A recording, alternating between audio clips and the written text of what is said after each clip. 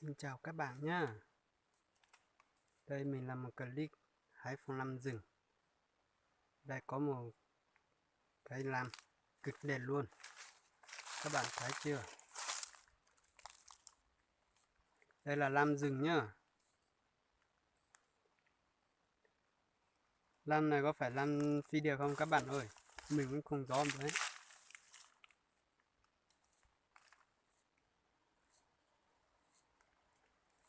Đây có 4 cành non.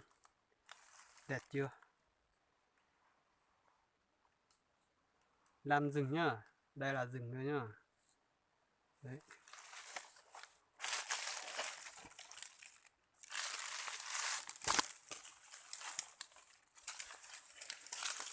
Bên này có một cành non nữa nhá. Đẹp chưa? To đấy.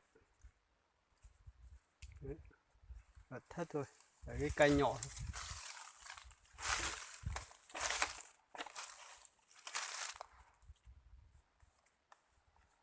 Bây giờ mình hái cho các bạn xem nhé.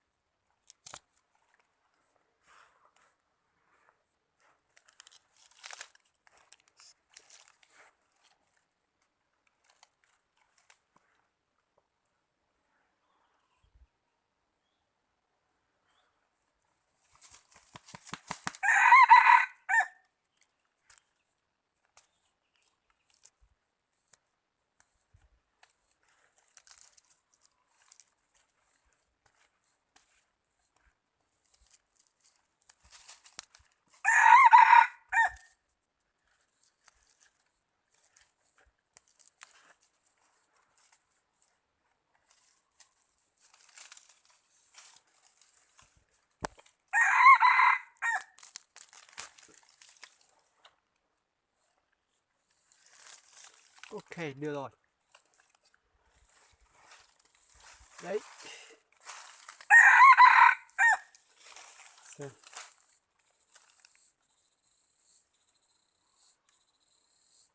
Đẹp chưa?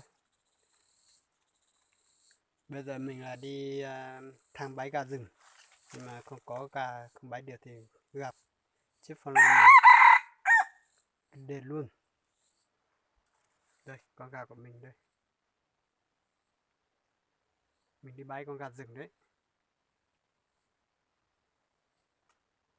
Thấy một con nó gái gái ở kia. Nhưng mà chẳng biết nó có bái được không.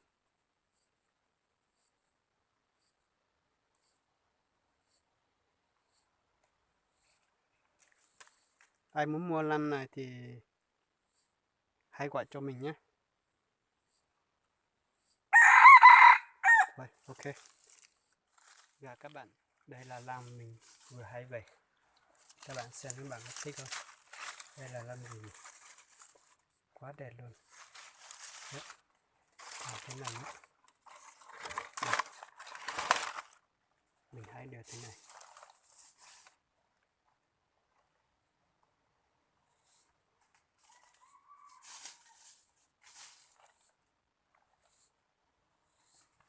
Bây giờ mình chuẩn bị đi bẫy con gà rừng nhá. Nó gai gai kìa. Các bạn mình biết không? Kìa kìa. Bây giờ nó đang gai kìa đấy.